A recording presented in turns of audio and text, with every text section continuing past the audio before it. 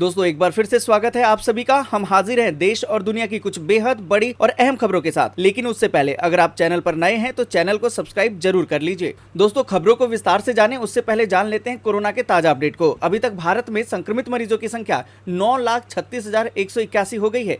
पर आपको बता दें कि 5,92,032 मरीज ठीक होकर घर जा चुके हैं। पर दुख की बात यह है कि 24,309 मरीज दम तोड़ चुके हैं। इसी के साथ आपको बता दें कि विश्व में 1,33,49,795 नए मामले आए हैं, जबकि 74,30,172 मरीज ठीक हो चुके हैं। पर दुख की बात यह है कि 5,79,335 मरीजों ने दम तोड़ दिया है। दोस्तों बढ़ते आज की पहली बड़ी खबर की तरफ। बिहार में लापरवाह हो गए थे लोग। अब 16 तारीख से लेकर 31 जुलाई तक फिर से फुल लॉकडाउन। दोस्तों आपको बता दें कि बिहार में कोरोना की स्थिति विस्फोटक हो गई थी। इसी की वजह से बिहार में लॉकडाउन से अनलॉक होते ही लोग लापरवाह हो गए थे। बीते कुछ दिनों से रोजाना 1,000 से अधिक मरीज मिल रहे थे। राज्य में बढ़ते संक्रमण को देखते हुए सरकार ने फिर से 15 दिनों के लिए संपूर्ण लॉकडाउन लगाने का फैसला किया। आपको बता दें कि मंगलवार को सरकार की हाई लेवल बैठक में यह निर्णय लिया गया। गृह विभाग की अधिसूचना के मुताबिक 16 जुलाई से 31 जुलाई तक राज्य में लॉकडाउन की पाबंदियां लागू रहेंगी। आपको बता दें कि राज्य में पहली बार 23 मार्च को लॉकडाउन लगाया गया था, जिसकी मियाद 2 बार बढ़ाई गई और इसके बाद 1 जून से अनलॉक 1 और जुलाई में अनलॉक 2 प्रभावी रहा। फिर कुछ जिलों में आंशिक लॉकडाउन लागू किया गया था, लेकिन लॉकडाउन की बंदिशों में ढील देने के बाद लोग लापरवाह हो गए और परिणाम आपके सामने हैं। आपको बता दें कि राज्य में पिछले कुछ दिनों से कोरोना के मामले राज्य स्तर पर तेजी से बढ़े। जून महीने में जहां एक दिन में पॉजिटिव केस मिलने की रफ्तार 2 से 250 थी, उसने जुलाई महीने में रफ्तार पकड़ ली। ये रफ्तार रोजाना 1100 से 1200 केस तक पहुंच चुकी है। लगातार बढ़ते मामलों को देखते हुए 7 जुलाई को मुख्य सचिव दीपक कुमार ने जिला अधिकारियों के साथ वीडियो कॉन्फ्रेंसिंग में निर्देश दिए थे कि डीएम अपने अपने क्षेत्र में कोरोना के बढ़ते मामलों का आकलन करे और आवश्यकता के आधार पर आंशिक लॉकडाउन का निर्णय ले। जिसके बाद प्रदेश के कुछ जिलों में आंशिक लॉकडाउन किया गया, परंतु अब इसे पूर्ण लॉकडाउन में बदल दिया गया है। और इसी के साथ दोस्तों बढ़ते हैं अगली बड़ी खबर की तरफ। अगली बड़ी खबर जो निकल कर आ रही है कि कोरोना के लगातार बढ़ते प्रकोप के मद्देनजर ममता सरकार ने 19 जुलाई तक बढ़ाया संपूर्ण लॉकडाउन। आपको बता दें कि कोरोना के लगातार बढ़ते प्रकोप के मद्देनजर बंगाल सरकार ने राज्य के सभी कंटेनमेंट जोन में संपूर्ण लॉकडाउन को 19 जुलाई तक बढ़ा दिया है। राज्य के गृह सचिव ने मंगलवार को इस बाबत आदेश जारी करके इसकी जानकारी दी। इसमें कहा गया कि कोलकाता और आसपास के जिलों में सख्ती को और बढ़ाया जाएगा। इसके अलावा मालदा, कूच बिहार, रायगंज और सिलीगुड़ी शहर में 15 जुलाई यानी कि बुधवार से संपूर्ण लॉकडाउन लागू कर दिया जाएगा। आपको बता दें कि इससे पहले राज्य सरकार ने 1 हफ्ते के लिए सभी कंटेनमेंट जोन में संपूर्ण लॉकडाउन लागू किया था। इसके बाद इसे अब 19 जुलाई तक बढ़ाने की घोषणा की गई है। आपको बता दें कि सोमवार तक कोरोना के 31,448 पॉजिटिव मामले सामने आ चुके हैं, जिनमें 11,279 एक्टिव केस हैं और कोरोना से राज्य में अब तक 956 लोगों की मौत हो चुकी है। दोस्तों यहाँ पर एक सवाल उठता है कि क्या आपके राज्य में भी कोरोना के केस ज्यादा बढ़ रहे हैं और क्या लॉकडाउन लगा हुआ है? कमेंट करके जरूर बताएं। दोस्तों आपको बता दें कि पूरे देश में कोरोना के केस बहुत तेजी से बढ़ रहे हैं। इसी बीच त्रिपुरा सरकार ने भी बांग्लादेश सीमा से लगे राज्य के इलाकों में 1 हफ्ते तक लॉकडाउन लगाने का फैसला किया है। इस बात की जानकारी खुद राज्य सरकार में मंत्री रतन लाल नाथ ने दी है।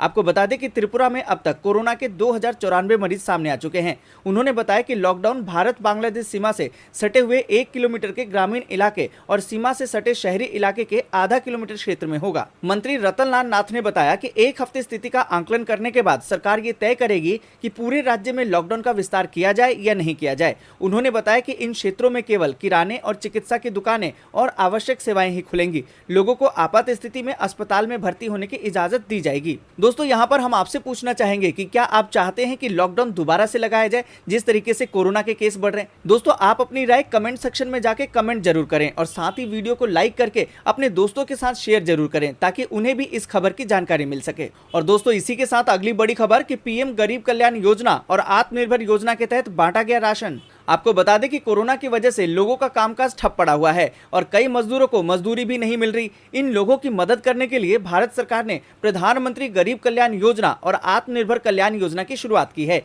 इसके तहत परिवार के प्रत्येक सदस्य को 5 किलो गेहूं और 1 किलो दाल दी जा रही है। अप्रैल 2020 से लेकर नवंबर 2020 तक लोगों को राशन दिया जाएगा। आपको बता दें कि आत्मनिर्भर योजना के तहत मजदूरों को 10 किलो आटा, 1 किलो दाल और 1 किलो चीनी भी दी जा रही है। ये राशन 29,531 मजदूरों को बांटा जाना है। इनमें से 25,000 लोगों को ये राशन बांटा जा चुका है। बाकी बचे लोगों को भी जल्द ही राशन बांट दिया जाएगा। आपको बता दें कि फिरोजपुर के डिप्टी कमिश्नर गुरपाल सिंह ने बताया कि उक्त राशन को बांटने के लिए एक कमेटी बनाई गई है तथा राशन खराब न हो इसलिए खास ध्यान रखा जाता है। राशन को पूरी तरह से सैनिटाइज किया जाता है और बांटने से पहले उसे पूरा चेक किया जाता है। आपको बता दें कि मोदी सरकार ने राशन की मियाद अब नवंबर तक बढ़ा दी है, यानी नवंबर तक अब मुफ्त राशन मिलता रहेगा। इस पूरी खबर पर आपकी क्या राय है, कमेंट सेक्शन में जाके कमेंट जरूर कीजिए। इसी के साथ आपको बता दें कि कोरोना वैक्सीन में अमेरिका को मिली है बड़ी सफलता, वैज्ञानिक हैं उत्साहित। इसी के साथ आपको बता दें कि दुनिया भर में कोरोना वायरस की वैक्सीन को लेकर ट्रायल जारी है और अब इसके परिणाम भी सामने आने लगे हैं। इसी कड़ी में मॉडर्ना इंक का भी नाम जुड़ गया है।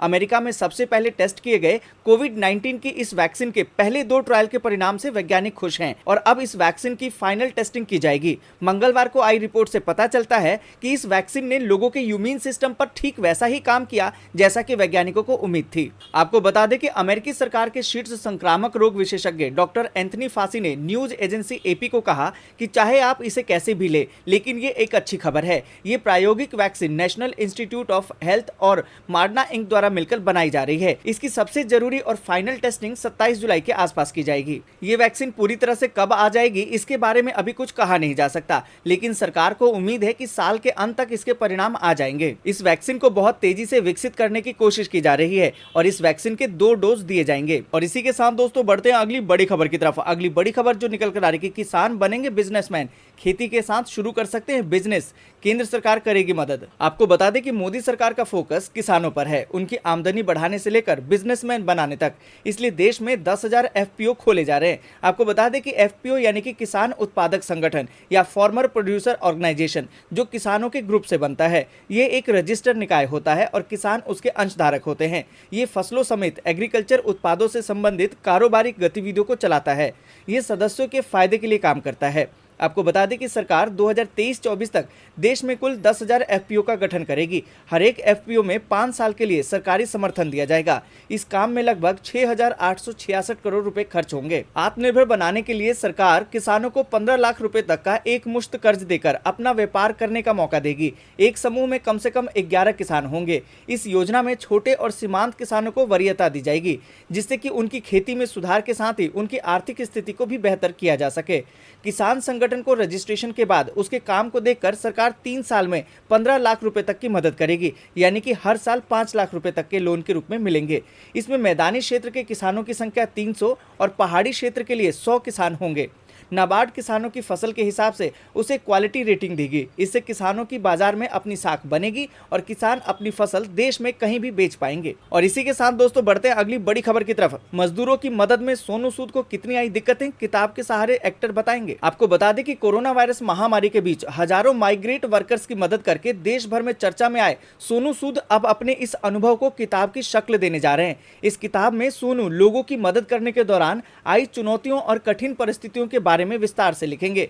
अभी तक उनकी इस किताब का नाम तय नहीं हुआ है। आपको बता दें कि ये किताब इस साल के अंत तक प्रकाशित होगी। सोनू सूद ने अपने बयान में कहा कि मैं भगवान का शुक्रगुजार हूं कि उसने मुझे इन लोगों की मदद करने का जरिया बनाया। मेरा दिल यूं तो मुंबई के लिए धड़कता है, लेकिन इस मूवमेंट के बाद मुझे ऐसा लगता है कि मेरी जिंदगी का कुछ हिस्सा यूपी, बिहार, झारखंड, असम, उत्तराखंड और ऐसे ही कई राज्यों में बस गया है, जहां मैंने नए दोस्त बनाए और ऐसे ही कई कनेक्शन बनाए जो बेहद ही गहरे हैं। उन्होंने आगे कहा कि मैंने अपने इस अनुभव को और कहानियों को एक किताब की शक्ल देने का फैसला किया है। ये अनुभव मेरी आत्मा में रच बस गए हैं। मैं काफी उत्साहित हूँ और नर्वस भी हूँ और इस किताब के सहारे आप सभी लोगों के साथ कनेक्ट करना चाहता हूँ। मैं उम्मीद करता हूँ कि मुझे इस किताब के सहारे आप लोगों का सपोर्ट मिलेगा। और इसी के साथ बढ़ते हैं अगली बड़ी खबर की तरफ। अब कोरोना का हो रहा है लॉकडाउन, खुश कर रही है ये गुड न्यूज। भारत में रिकवर हो चुके मरीजों की संख्या सक्रिय मरीजों से 1.8 गुना ज्यादा हो गई है। इसका मतलब ये हुआ कि नए केसेस के मुकाबले ठीक होकर अस्पताल से डिस्चार्ज होने वाले मरीजों की संख्या कहीं ज्यादा है। आपको बता दें कि भारत में कोरोना वायरस पर कंट्रोल बेहतर होता जा रहा है। जैसे जैसे डिस्चार्ज होने वाले मरीजों की संख्या बढ़ रही है, रिकवरी रेट भी तेजी से ऊपर जा रहा है। केंद्र सरकार ने मंगलवार को कहा कि कोरोना इन्फेक्शन कुछ राज्यों तक ही सीमित रह गया है, यानी कि कंटेनमेंट जोन के लिए जो कदम उठाए गए थे उनका असर अब दिखना भी शुरू हो गया है। मंगलवार तक ये आंकड़ों के मुताबिक देश में 3,11,565 एक्टिव मरीज थे, जबकि 5,71,459 को डिस्चार्ज किया जा चुका था। था, यानी रिकवर होने वाले पेशेंट की संख्या एक्टिव मरीजों की संख्या में 1.8 गुना से ज्यादा है।